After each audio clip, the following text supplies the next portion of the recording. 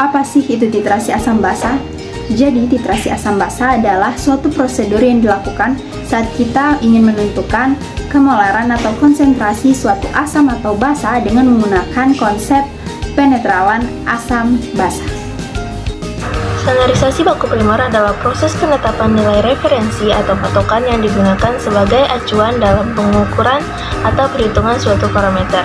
Standarisasi baku primer dilakukan dengan cara mengukur nilai suatu parameter menggunakan metode yang dianggap akurat dan terpercaya.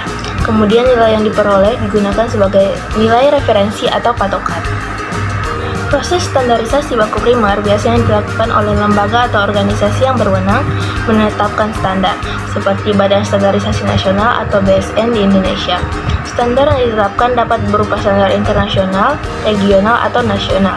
Cara perhitungan dengan standarisasi baku primer biasanya dilakukan dengan membandingkan hasil pengukuran yang dilakukan dengan alat atau metode yang berbeda dengan nilai referensi atau patokan yang telah ditetapkan.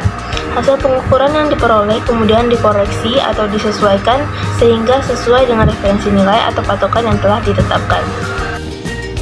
Analisa volumetri adalah analisa kimia kuantitatif yang dilakukan dengan cara mengukur volume suatu larutan standar yang bereaksi langsung dengan larutan yang akan dianalisis. Nah, proses tersebut dikenal dengan titrasi. Oleh karena itu, analisa volumetri dikenal juga dengan analisa titrimetri. Penentuan kadar sampel dapat dilakukan dengan prosedur eksperimen menggunakan metode titrasi asam basa.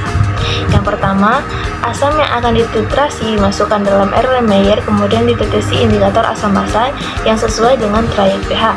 Kemudian, yang kedua, masukkan pentiter basa dimasukkan ke dalam buret dan ditambahkan dalam Erlenmeyer setetes demi setetes sambil menghitung berapa volume yang dibutuhkan.